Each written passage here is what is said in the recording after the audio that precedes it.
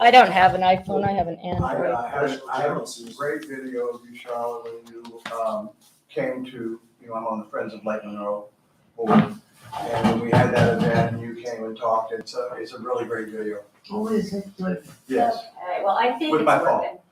Yeah, I just, I don't want to hold my phone for now. Anyway. Anyway, thanks for coming today. I'm so excited to have Charlotte here. And I know we all know about Charlotte, but I'm going to read it anyway because I find it to be overwhelming when I do. Each time I do, what we're in the presence of a very special person. So elected Bloomington City Council President in 1971, Charlotte has been president of the bipartisan Monroe County Commissioners, executive director of the Monroe County United Way, and chair of the Sanger Endowment at Planned Parenthood of Southern Indiana. Her many board memberships include Indiana State University, Middleway House, the Public Works Board of Monroe County, and Stone Belt. Born into a multi-generational family of Lutheran ministers, she received her Ph.D. in linguistics from the University of Michigan in 1968. She was the co-founder of the pioneering gourmet cooking supply shop, Goods for Cooks. I wonder how many people remember that she founded it. Her many honors include the dedication of the Monroe County Justice Center in her name, a Rotary Club toast for service above self, the Sagamore of the Wabash Award, as well as numerous other awards and honorary degrees for her continuing civic and educational contributions. And I'd have to say that's just a recap of all the amazing things Charlotte has done. We're blessed to have her here, and I thank you. And I'm also happy to have Steven Higgs here with us, who is our kind of guest author. We're going to listen to Charlotte talk about kind of the pre-Steven days, but then we're going to talk a little bit about what they did together as well. And welcome, Martha. Hi. Good to have you here. So I'm almost thinking that the best way to conduct this is to kind of leave it open to questions. And I've read a lot and made a lot of notes, but I just think Charlotte has so many amazing stories to tell. I would like to know, like, what you most want us to know about this book and why you wrote it. That's a good question. Because I really wrote it intentionally. Because I think what we did in 1971 was very important. We had moved down here from Ann Arbor, which was not my choice.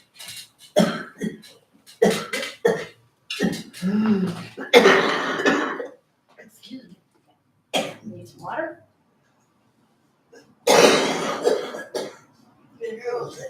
Okay, you've got your, you're okay.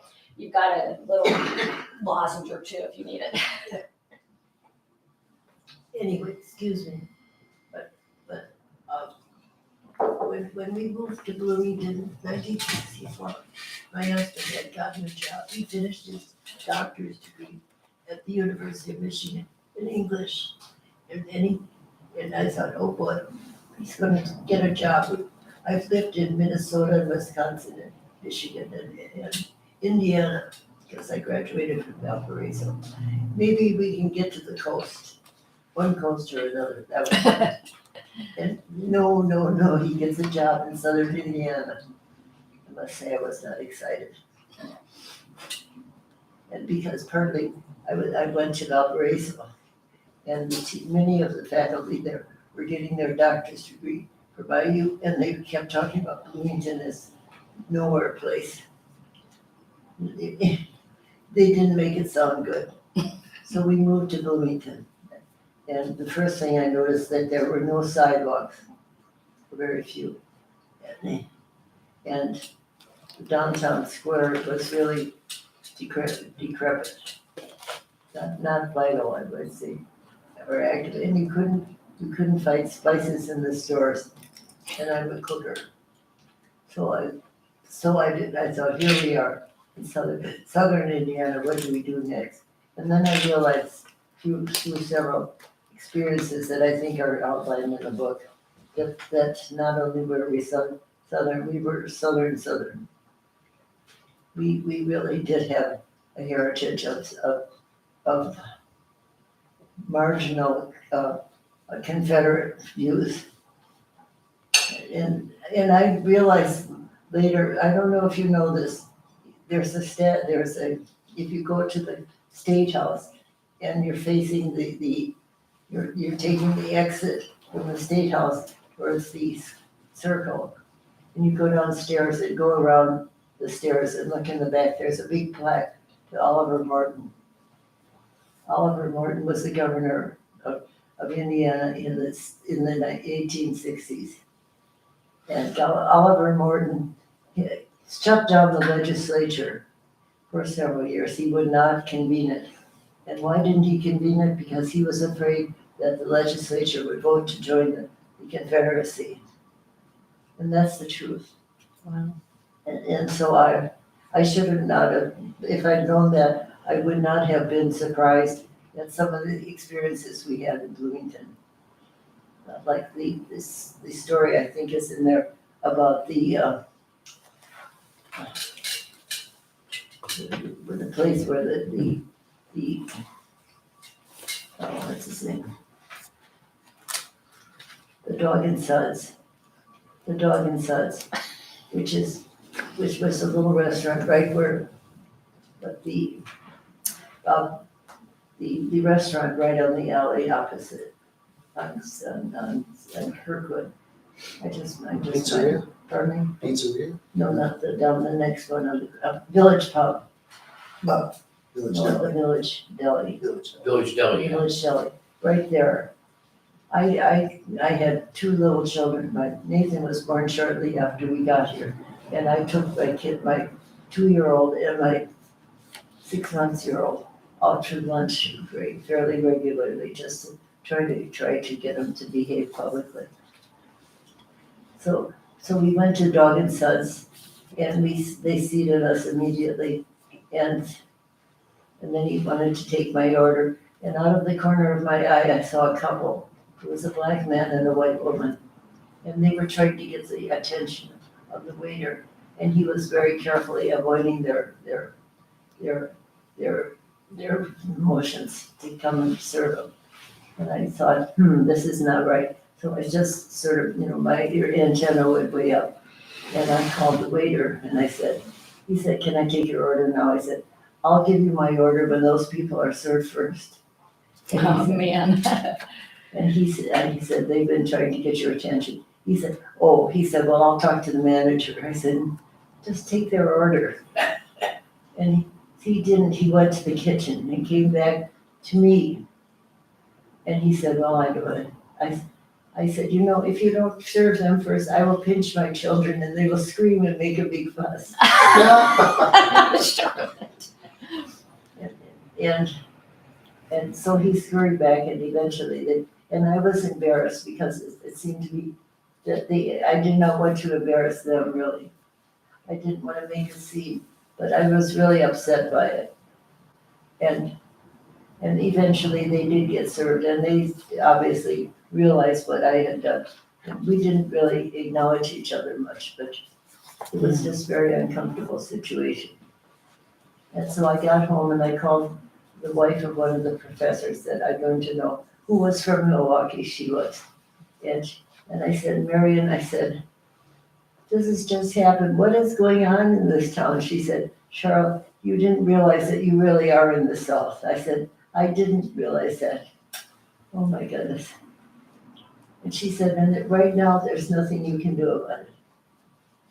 So that was a very important moment for me, just to get someone's insight into Southern Indiana. And you were very close, Bloomington's so close to Martinsville, and it was kind of the seat of That's right, the the Ku Klan Klux was, Klan in Klan was Indiana. looked Yeah, Yeah. Right. I've explored photographed a lot of old pioneer cemeteries between here and the Ohio River, and all of them have CSA grave sites in the Confederate States of America. I mean, brothers fought brothers in the Civil War from Southern Indiana. So you were in the Deep South. I wasn't, and I had not realized that. So anyway, here we were worse than I expected. And anyway, we were bringing up our little children, and I was finishing my doctor's degree. So I was busy and didn't have time to get very involved.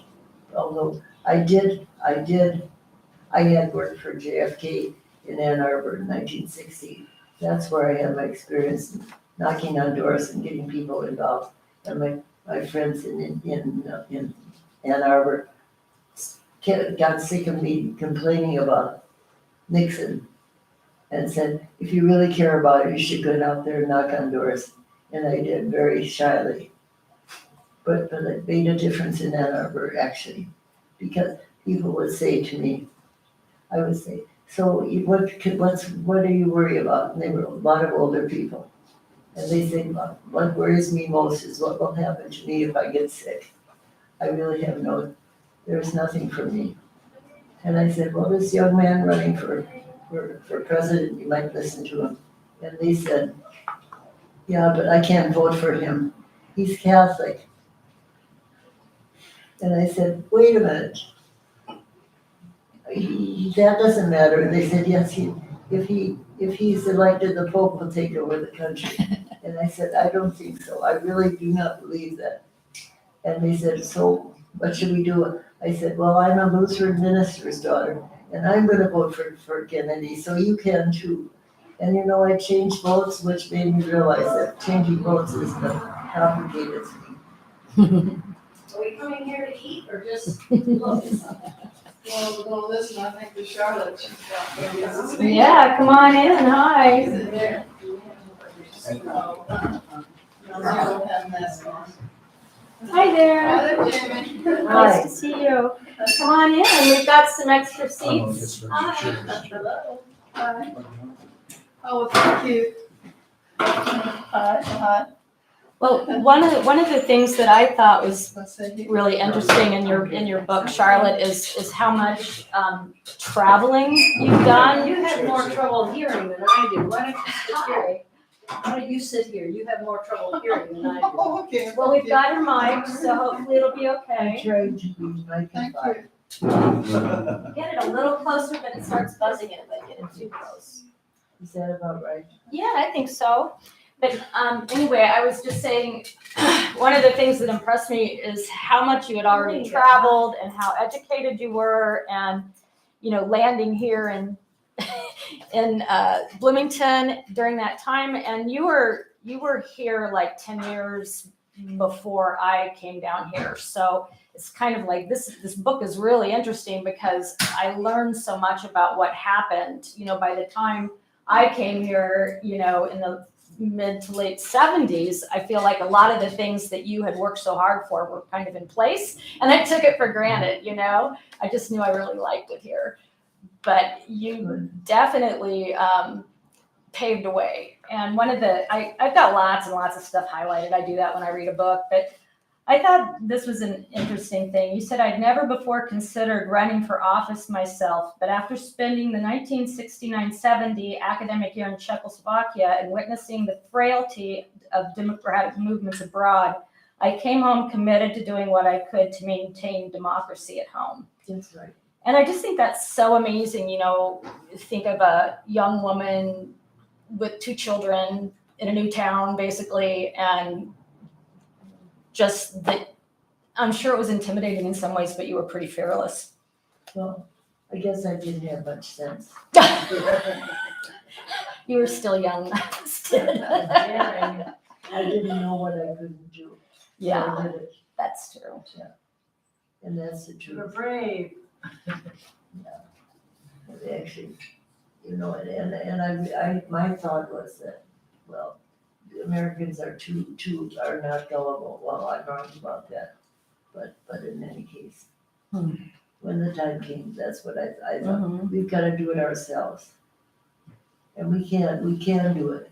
I really believe that you can do things that you think you can't do. That's right. You kind of have to maintain that, or else I feel like you've just giving up. And what's that? What? I don't like that. Yeah. Well, you mentioned like what was stacked against women having public office, and it was another part of the book that really struck me was how many times you would try to get into the academic world or do whatever you were going to do, and you were told, oh, you would make a good wife, to the man that has that Good position. diplomats. Yeah, the diplomat's wife, exactly. And I just thought, oh my goodness. Just what we need, a housewife, is what somebody That's told you. That, a very, very left-wing Democrat told me that. He said, I hear you're going to run for city council. I said, yes, I am. And he said, well, that's just what we need in the city council, is a mere housewife. I said, and I took a deep breath and I said, yes, that's exactly what you need. Somebody who drives on the streets and turns on the water and notices the water pressure and tries to find parks for the children, which don't exist, and so forth. I said, that's exactly needed, is somebody who really knows what's going on here.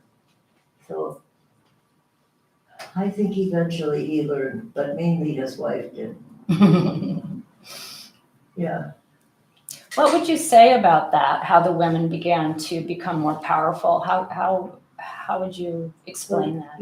I have to say that I think it was important for me to do that and to be as feisty and unpleasant as I was.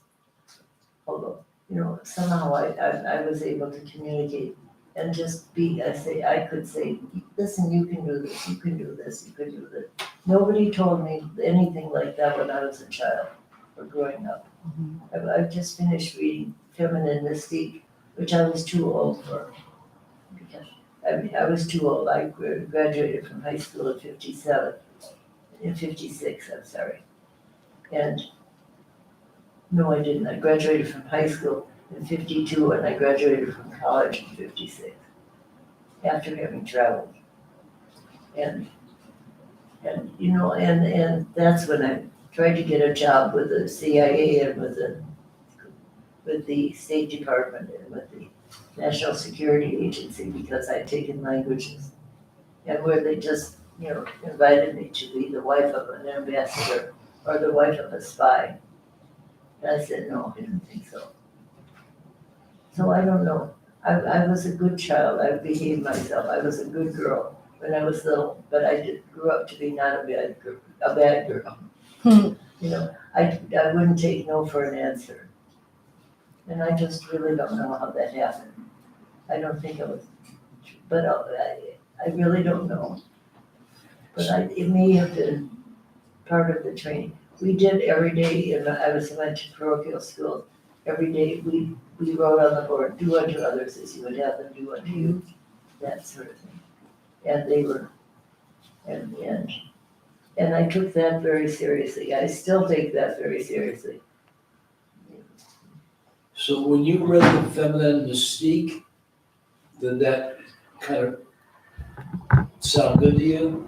It sounded so dated, I can't tell you. Really? I don't remember the book myself, but there was a whole slew of books around that time. Yes, and all of them, I didn't ever read any of them because I thought, I know what's in them. And I had already learned that lesson. And I still think that I thought, yeah, right.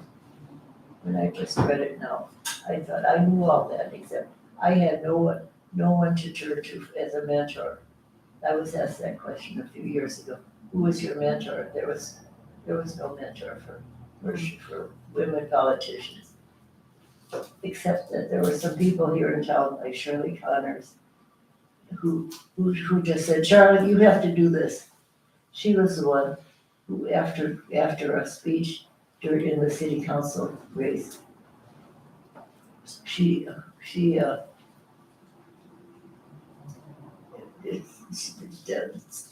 Harry Day was my opponent. Everybody always called him Dr. Day.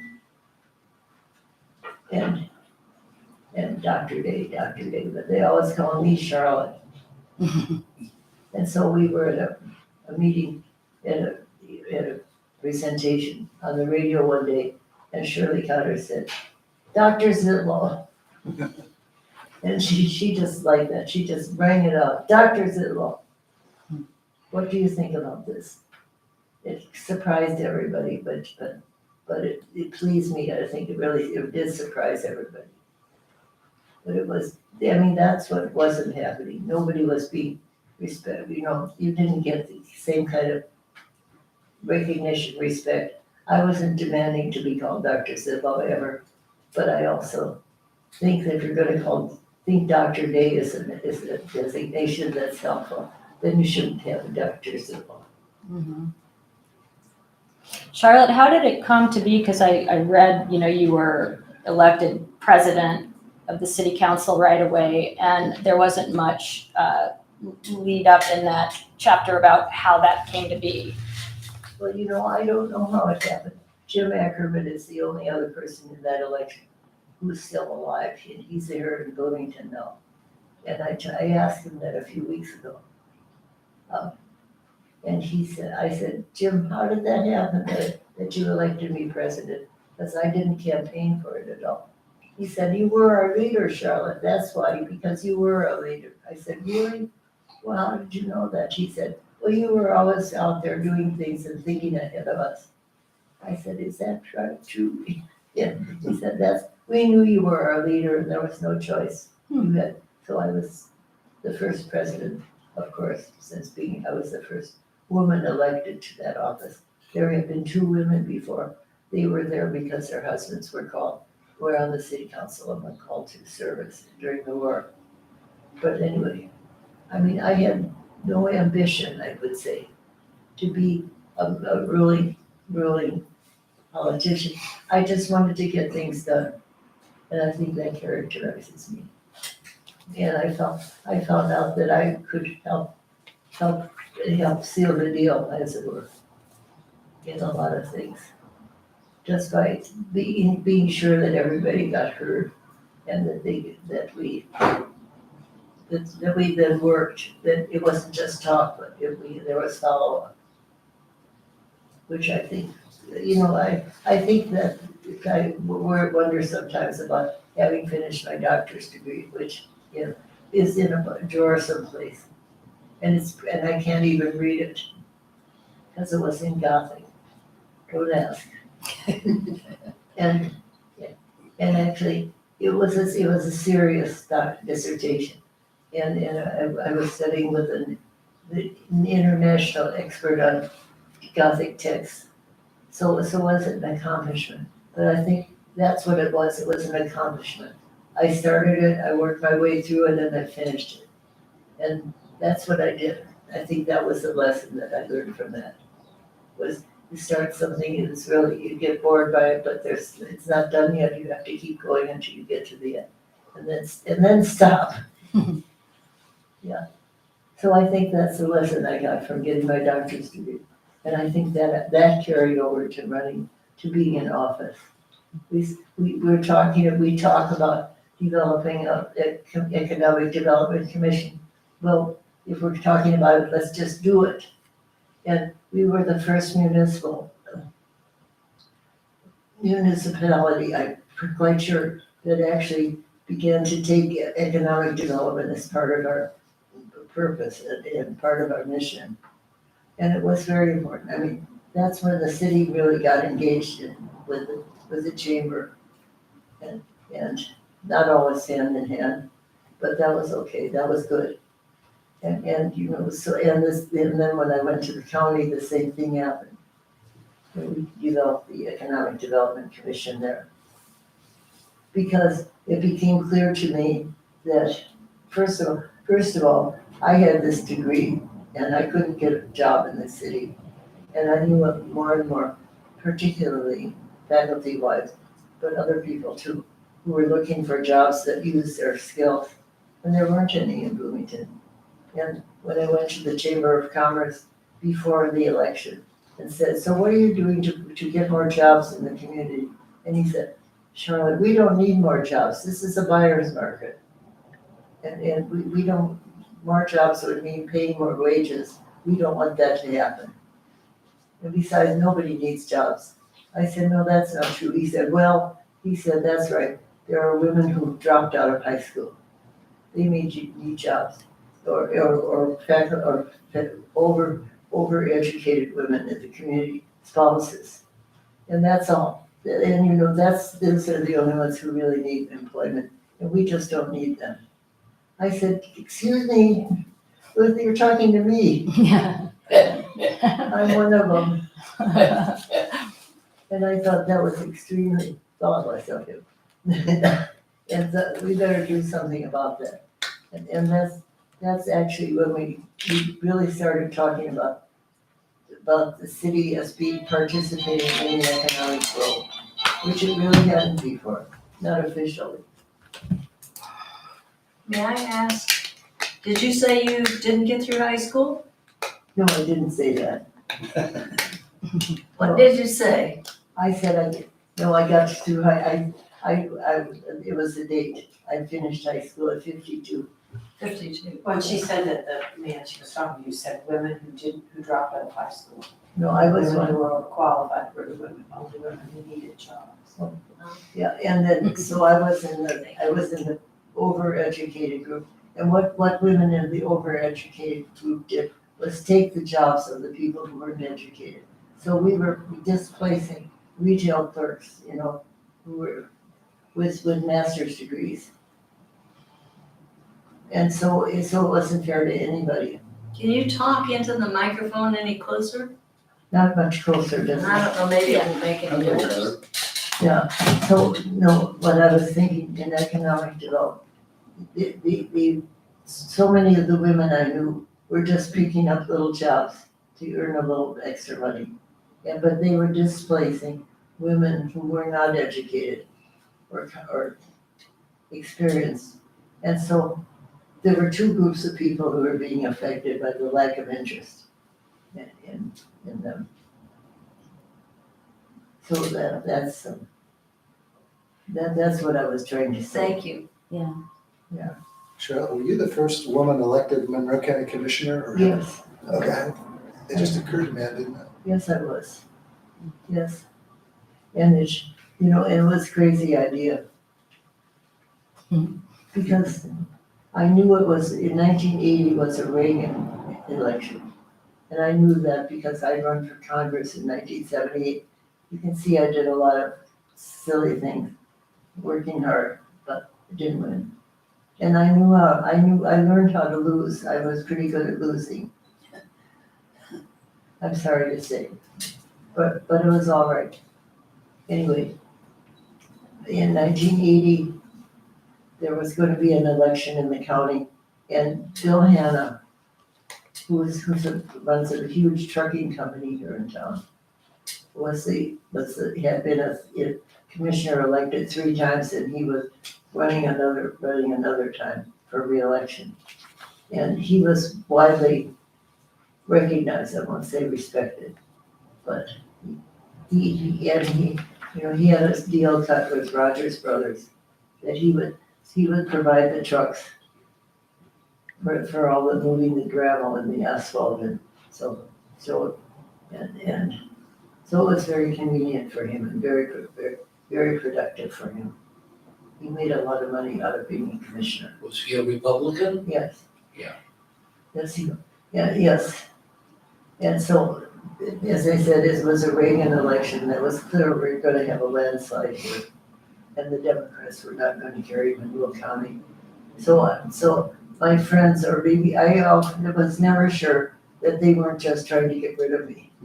They said, here's a job for you to do. Just go out in the county, in the huge Monroe County, and campaign there where everybody's Republican. And maybe you can win.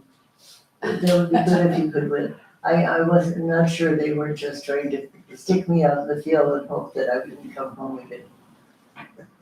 But in any case, I worked very hard on that campaign. And I'm still trying to figure it out. I got 9,000 more votes than Jimmy Carter in the presidential election. Wow. Wow. Figure that one out.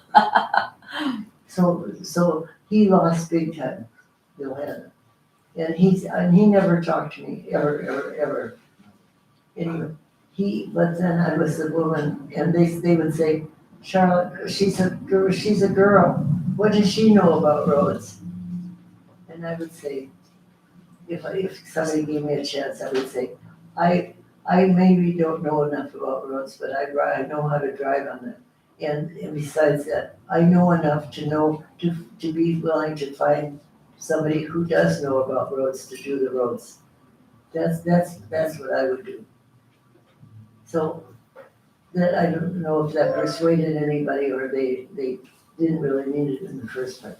But when I got elected to county commission, after those 4 years in the city council were really amazing, were really productive. When I think of what all we did in that period of time, we did develop economic development. We had a committee that was organized by one of our members, Brian DeSancourt. And one of the things we did in city council was every time somebody came up with a suggestion to solve something, we'd say, you're right, you're absolutely right. What can you do to help us solve it? So we enrolled lots and lots of citizens in getting things done. In our very first meeting, and we were very bipartisan. I do say that I'm sure this is in the book. In our first meeting, I think it's one of the things I'm proud of. And I don't really remember how it happened. Jack Morrison, who lived across the street here, Jack Morrison was the electronic appliance person. So he was a veteran and was kind of a tough guy, not very super educated. His English was not academic, but he was a wonderful guy. And many of the people in this neighborhood and up the hill had television or refrigerators because he made it possible for them financially to get them. So he considered himself the mayor of the West Side, and he won that election. He was the only Republican on our city council. And in our first meeting, we had a resolution, non-binding resolution, and it was to name Jack Morrison #1 on the council. And he was in the first district, so we said he's coming. But we meant it, and we passed it unanimously, except he recused himself. But we said, you know more about running the meeting than any of us here. You've had experience with this, and we need your expertise. We need you to work with us. And just because you're Republican doesn't mean you won't be part of the team. And we welcome you, and you will be #1. But of course, he was totally surprised, and the business people in the back row were going, "Oh my God, see, look at what that's what they're doing." Rolling their eyes, tapping their feet, thinking, "What next?" Well, what next? What next in that same meeting down the line was we had a resolution saying that we were against the Vietnam War. That went over well. So we had this, and I really don't remember how it got on the agenda, but it was there. And then we had to vote for it. We had to take a vote on it. It was non-binding. I mean, the President of the United States did not have to honor it, but it was a statement. And when we went through, we did not know who would vote for it, because we had one member, a very conservative Democrat on the council. That was Dick Bean. He was a guy who thought he was Abraham Lincoln. And anyway, and he was a nice guy, but we took the roll call vote, and the first person to vote was #1 on the council. And so we all looked at Jack Morrison thinking he's gonna say, "Now here I am, I'm on the city council with this bunch of fools. They're just playing with me." No, he said, this is a resolution against the war. He said, "I have been to war. I was in southern Germany when we invaded there, behind the lines, down in Berchtesgaden, where Hitler's nest was." He said, "And I've seen war, and it's a terrible thing. I would never vote for war." He said, "War is an awful thing." And he voted yes on the resolution. We were flabbergasted. And the one member, the one that we thought might vote against it, but did vote against it. So it was 8-1. But it passed for whatever good it was. Dear President of the United States, we in Bloomington 8-1 voted to discontinue the war. Well, anyway, that was our start. but we worked hard after that. You know, people wanted public transportation, and we figured out a way to get VT started. We just insisted on having Jim Ray, we just said, we need public transportation, there's a crying need for it. And one day, I've got a wonderful picture of me that I can't find, breaking a bottle of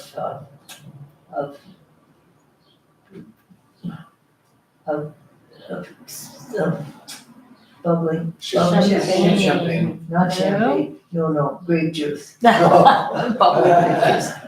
A bubbly grape juice, sparkling grape juice on a bus. On the very first bus. Oh, I wish you could find that photo. I think it's there someplace. Yeah. So we had Bloomington Transit.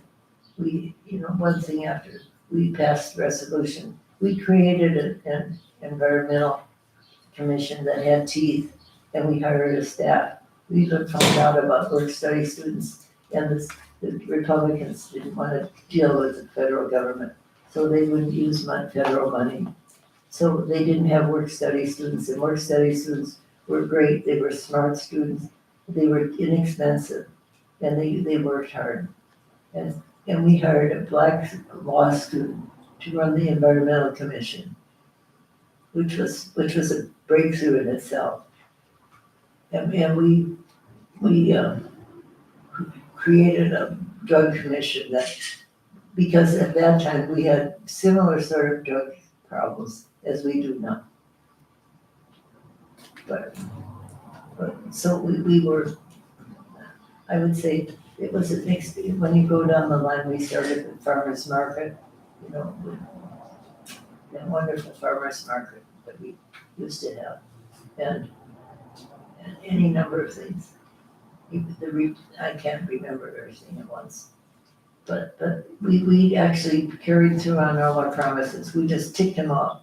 But every time we pulled in a bunch of citizens, Democrats or Republicans, and asked them to help us create this, to solve the problem, to figure out how to make it work. And so we included the community. And I think that was the most important thing we did.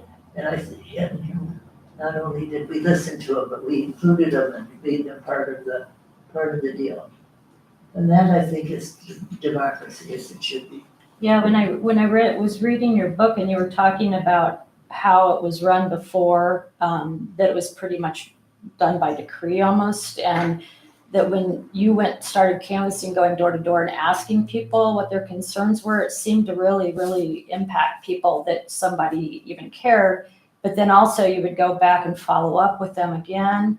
So to me, it's like you say you were feisty, which I'm sure you were, but I also think that you listen. And I think that's what's missing kind of, in the world today, is the ability to listen and to not think that you know everything, Yes. My way or the highway. Exactly. And also at the time, I want to read this one paragraph because I think and it might segue into you and Steve talking a little bit, because it says, we were fortunate at the time to have two daily newspapers, the Herald Telephone and Courier Tribune. Both were locally owned, both had staffs with energetic, engaged, and relatively well-informed reporters, and both devoted a great deal of ink to the positions of the candidates and the issues that they raised.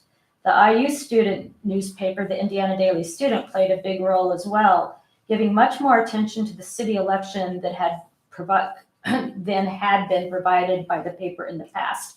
So I really feel like another thing that's changed and isn't the same as when you were making the sea change is that journalism has kind of gone by the wayside, to say the least. Absolutely. And I'd like, to hear what both of you have to say about And then that. 2 radio stations. Yes, you mentioned that as well. And they were serious competition. I woke up every single morning listening to WTTS to see if Rick, or were they both Ricks, Rick Goodall and Kurt Wise, to see if I'd been scooped by the radio station. I mean, if I'd been scooped by a radio station, my day was ruined.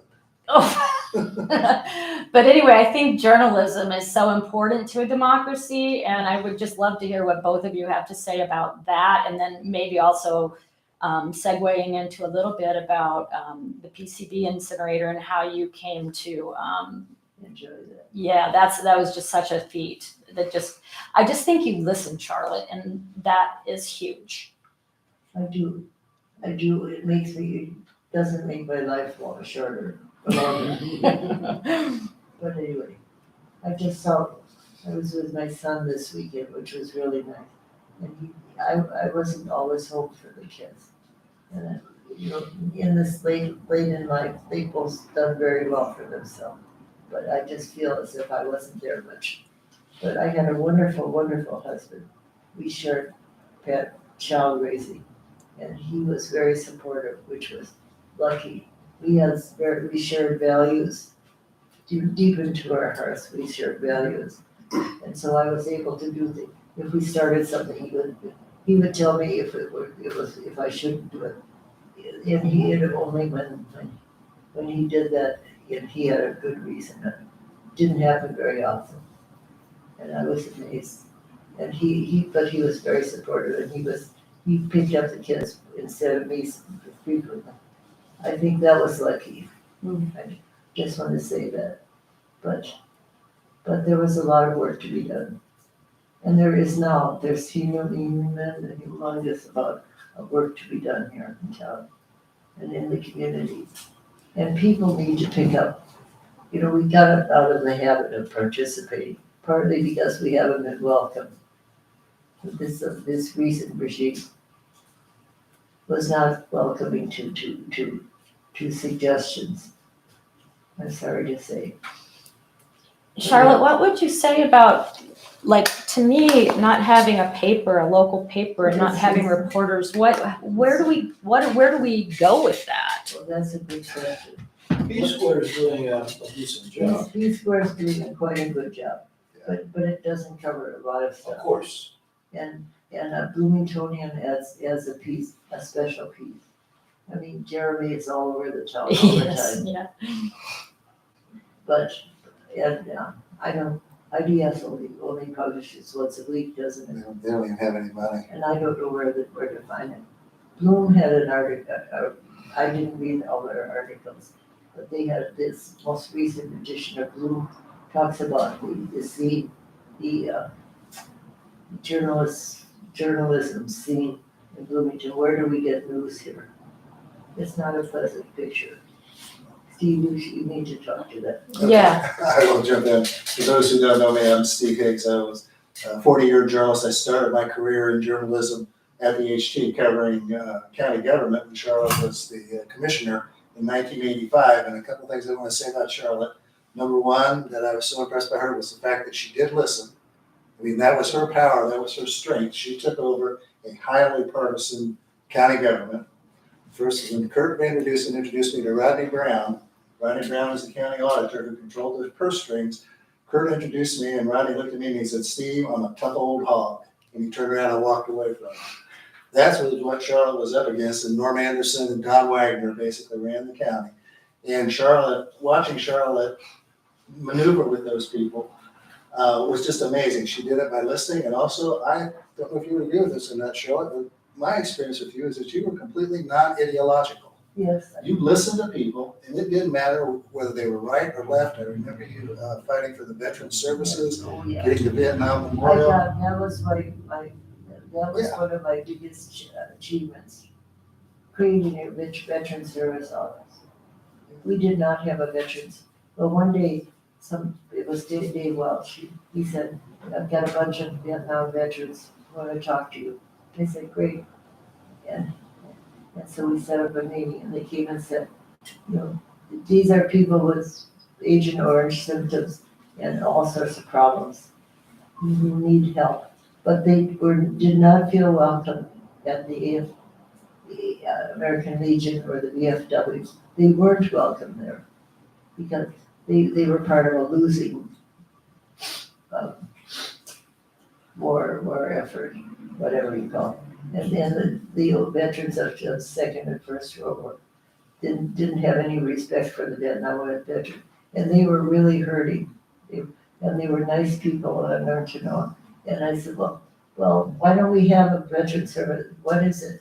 And they said, well, every county in Indiana has one of the second-class city. except Indiana, in St. Monroe. I said, well, why is that? He said, because Bill Hanna, the guy I beat, didn't think we needed it. He said, there are 11,000 veterans in this county. And I said, well, how is it set up? And they said, well, there's, the federal government has a budget of something like $20,000 for each county. So there's money to pay for salary.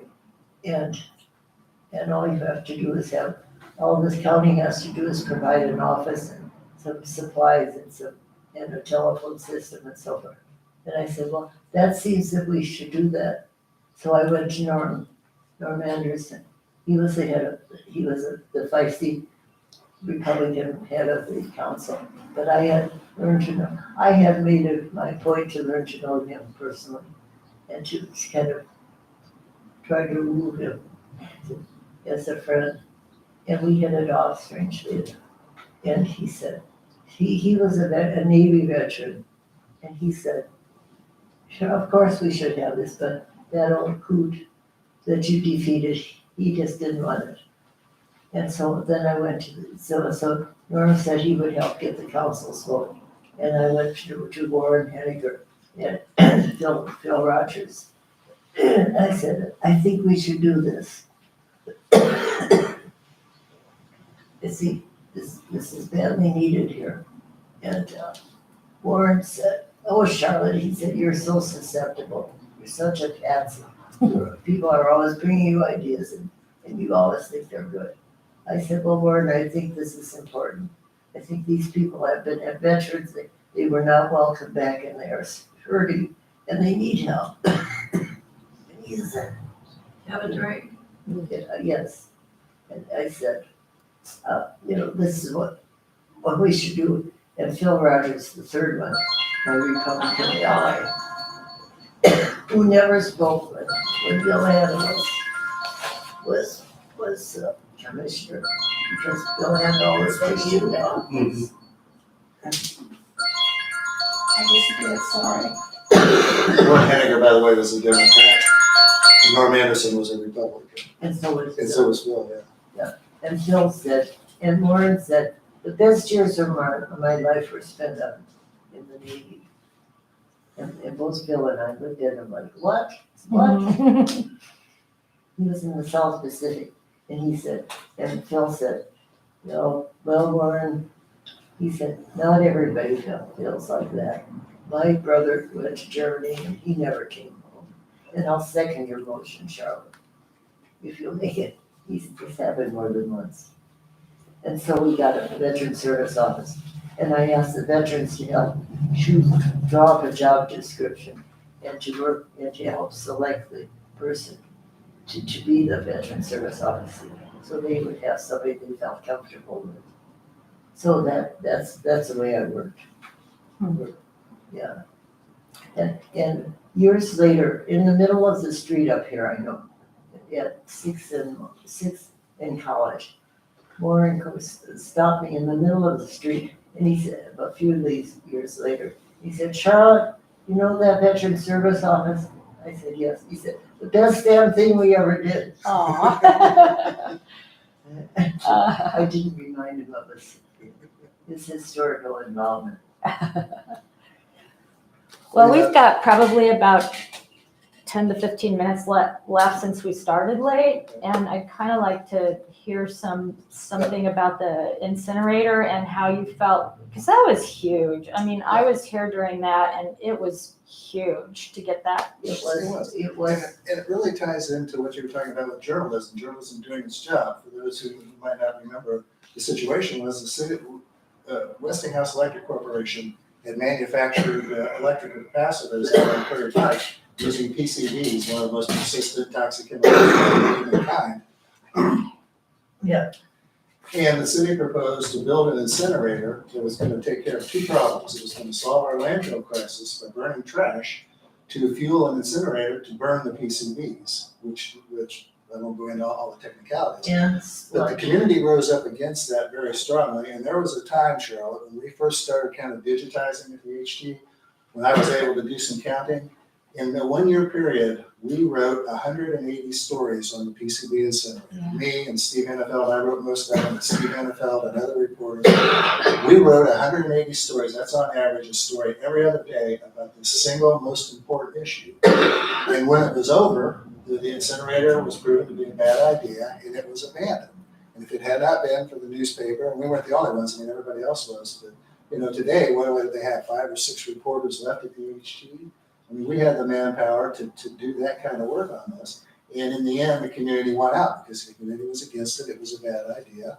And Charlotte took the lead on that. That was the first big story. When people ask me, what are the biggest things I wrote about or what my legacy is or whatever for my career here, I always name 3 things, and Charlotte was the lead source on 2 of them. One was stopping the Hoosier National Forest clear cutting plan in 1985 and getting it replaced with one of the most ecologically sensitive management plans in the country.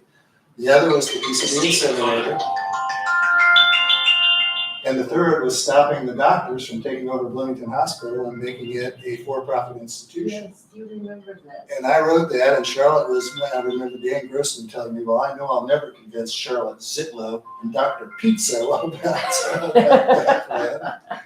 But Charlotte was the lead wit, was this kind of the star source in 2 of the 3 biggest things I think that I ever did. And the incinerator, I think, was by far the most important. If Charlotte hadn't taken the lead, I mean, I gave voice to the opposition more so, I mean, the paper did, but I made them the focus as opposed to them sort of being the respondents. And but Charlotte took the lead in county government. In county government, that was the only one of the government agencies that had anything to do with the incinerator. There was the EPA, there was the city of Bloomington, there was IDEM, and Monroe County. And the other 3 were all in, 100% on it. And Charlotte was the only person in county government who wasn't. And she led county government in the fight against that incinerator. And if it hadn't been for her, we would have a toxic waste incinerator spewing dioxins and furans on the heads of us and all these kids and everybody who lives in Bloomington. And if it wasn't for Charlotte, that was what would have happened. And the HT, I think.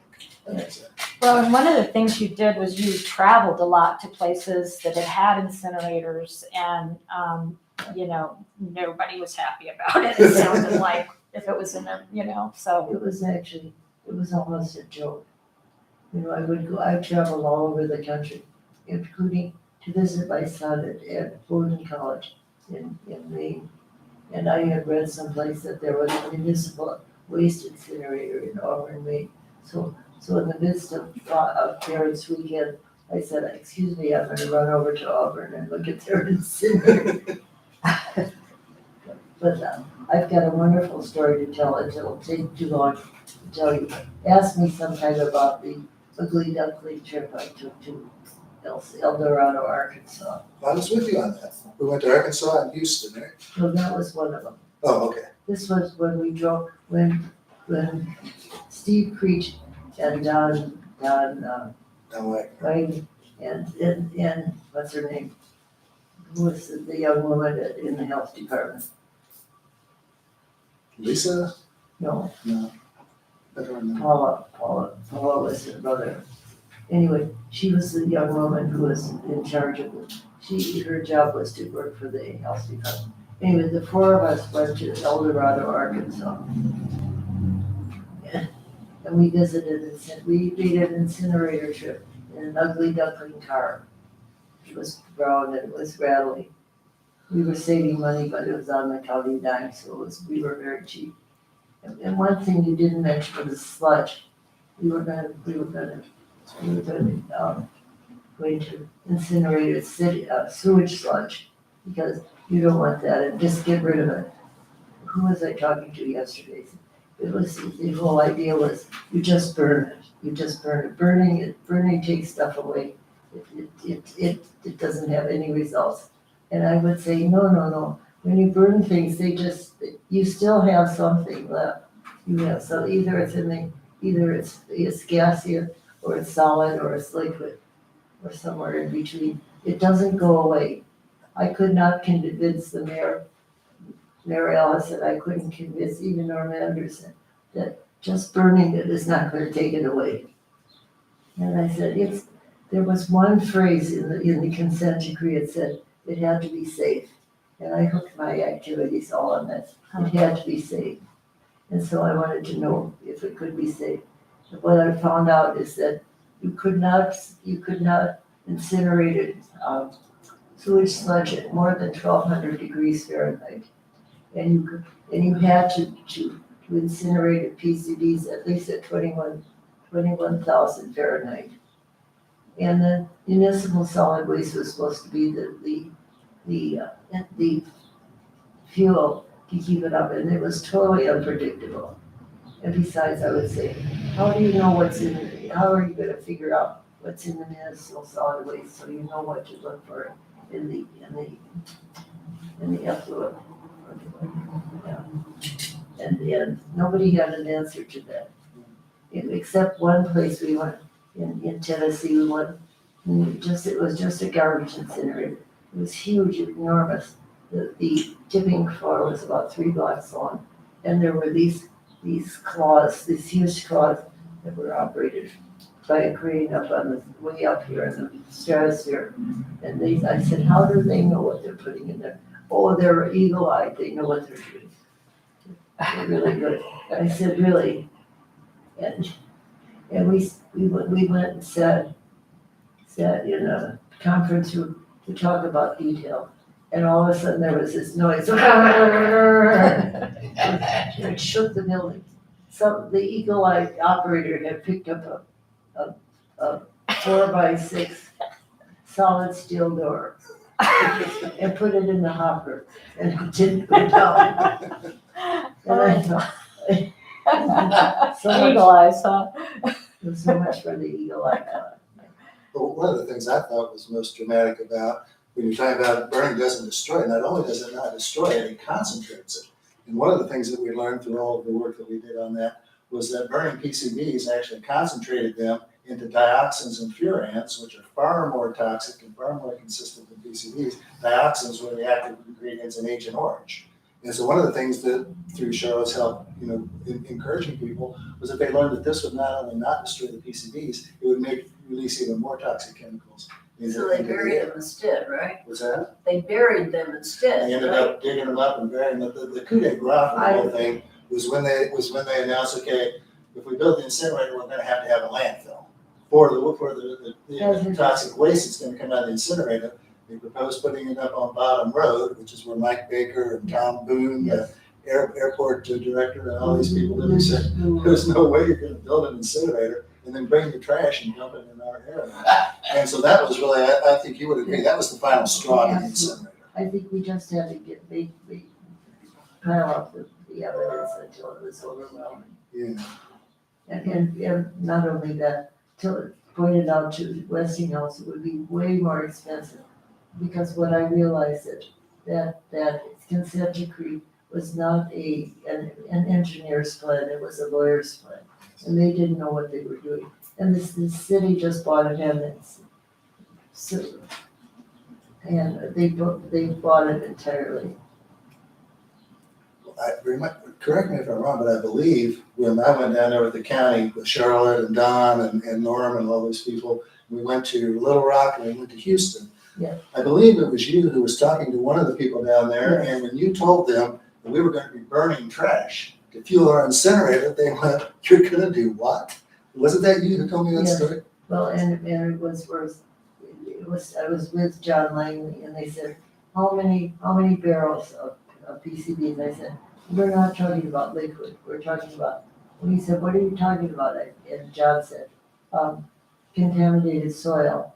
And he said, how many, how much? And he said 650,000 cubic feet of contaminated soil. And he said, you're gonna burn that? And he said, yeah, that's what we're gonna do. He said, do you realize how much you'll have left over when you burn that? And he said, what do you mean? He said, you know that when you have 650,000 cubic feet, you put in there, you'll get 1.3 million cubic feet of ash, of hazardous waste ash, and that has to be buried in a hazardous waste. And that was the first time that John Langley heard that. Was it? He was the head of the project for the city of Bloomington. Now, I was the only commissioner that voted against it. Pam Murphy voted against it in the city council. and there were 2 county council people. But I was the only commissioner. And my fellow commissioners, I thought they'd be upset with me. I knew that the mayor would never be my friend again, but I just knew that by intuition. But I wasn't sure about my fellow commissioners, and they took me out for a drink. Which mayor was that, Charlotte? Allison. Yeah, she was the one I asked the same question when we were up in South Chicago someplace. And I was asking why the container had such a detailed manifest attached to it. They said, well, we need to test for everything that's in the every element. And as I said, so you need to know. That's where I got fully impressed with the fact that you have to know what goes in order to check for what comes out. But meanwhile, Tommy said to me, I'll never forget. I won't. She was the only thing that will come out of that smokestack will be carbon dioxide and water. Really. So I went home and got my general chemistry book out from college. And I said, elements do not disappear. They just change form. And I thought, well, I do know what I'm talking about. But that was hard. The only thing that was interesting to me, one of the things that kept me going, but there were a lot of well-to-do businessmen in town who came to me and said, you've got to stop that thing, Charlotte. You're the only one who can do it. Wow. So anyway, so much for that. That's what I mean by non-ideological, but listening. Yeah. Anybody who ever came to Charlotte, she listened to them and acted on it. Yeah, I think we're about at the end of our time. Is there any burning question anybody has for Charlotte? Unintended. Burning question, oh yeah. I'd like to hear the second part of what you said, something about doctors. You. Oh, Doctors in the hospital. yeah, when I was at the H.T., I left there in '96, and this was around the Hillary Clinton time when Hillary was trying to reorganize healthcare, and I started covering healthcare. And I got a call from Dr. Kelly, Dr. Caitlin Kelly, who was the chief of staff, who called me. Who was my biology partner in high school. She She did all the cutting, I wrote all the reports. She was my doctor until she retired. But she called me up and she said, Dr. Pizza told me that I should call you because a bunch of the doctors are trying to take over Bloomington Hospital and turn it into a for-profit institution. For profit. For-profit.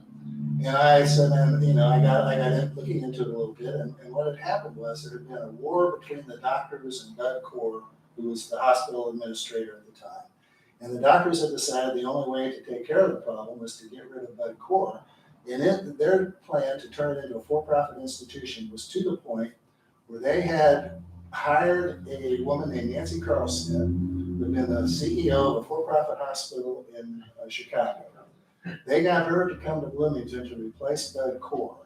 And I was told that at the hospital board meeting when they hired her, Dan Grossman, who led the fight, that he handed them a handwritten note supporting Nancy Carlstead because they wanted her in place to turn the hospital into for-profit. Well, Dr. Kelly was concerned about that. I wrote a series of stories that ran over about 2 years called Healthcare at the Crossroads, which is about Hillary's plan and the Bloomington Hospital.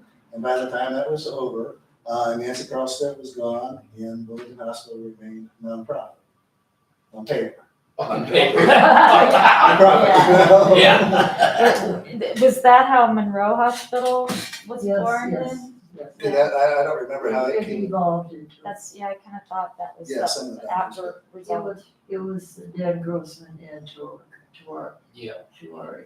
Yeah. With Dan Grossman and Mike Bishop, one of my most memorable conversations that I had during that whole thing was there was Dan Grossman and Dr. Bishop, and they brought Larry Rink, Dr. Rink, the very obvious guy. They brought him in to form this kind of triumvirate, and I think for him to legitimize them, and when I interviewed Larry Rink, I looked at him and said, Dr. Rink, how did you end up in league with these two guys? Because that's what everybody's doing. But, and Charlotte, you know, I sort of recruited you, and journalists aren't supposed to do this, but I sort of got you involved in it. I mean, that was a big issue for Charlotte, and I just started leaning on her to sort of be one of the spokespersons for the opposition. It turned out I had a guy school friend, he was actually one of my boyfriends. And he had been CFO for the BNS Railroad. And he was CFO. And when the new director of that came, the CEO came, he wanted Bob to not include his perks in his salary, you know. And so Bob quit, he wouldn't do that. Instead, he became the head of this health system in the Twin Cities, so he knew a lot about health system. And I called him and I said, well, do you think this is a good idea? He said, that's a terrible idea, Chuck. And he gave me a lot of help on that. So that was good. So why is it a terrible idea? Why is it a terrible idea? Because it's just, there's a history of not good operation of for-profit. I mean, it's just kind of built into the model. And the nonprofit system is such that they can make money, but you're required to put those profits back into the mission, to healthcare or whatever the nonprofit organization is. You can't distribute it amongst shareholders. Well, a for-profit hospital takes the profits and distributes it among shareholders and are not required to put it back into I see. healthcare. Thank you. No, I went to talk to her one day and I had the temerity to talk to her. And I said, why don't you think about starting storefront clinics in town? We need easily accessible healthcare for people who don't have health coverage. And and I had worked for Planned Parenthood, and I knew that was a very good model. And so for non-emergency, you know, for ordinary colds and so forth, if we had storefront, they cost very little to run, and you could run them efficiently and appropriately. Well, anyway, I left, I thanked her, and I got home. The next day I got the most blistering letter of who do I think I am, coming and talking to her, the president of the hospital, you know, way above my pay rate. So. Just the housewife again. Yeah. But then we ended up with the clinic on 2nd Street, right? Yes. Yeah, which was exactly what you were talking about.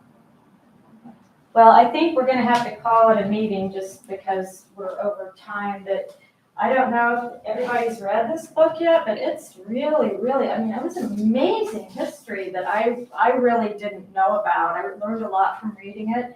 And also, Charlotte has this wonderful book as well, which is, I had read a while ago, and it really is a great precursor to this one. So kind of talking about her early days. So I just want to thank you both so much for being here, and thanks everybody for coming next month. I'm hoping, I'm still waiting for confirmation, but this book is by a local author too, called Holding Hope by Maribel Rose. Hopefully she'll be here. But our book clubs are on the 3rd Wednesday every month from 2 to 3. Yeah, and thank you again. Thank you so much for making Bloomington the amazing place it is. And for Steve, all your journalism has been the best. Thank you. Could not have done anything without Steve. Yeah, well, thank you both. And thank you all for coming. I have one more ending to the story. Okay, We you can go turn right the ahead. camera Oh. off. Turn the camera off, Jamie. I got something else to say. Okay.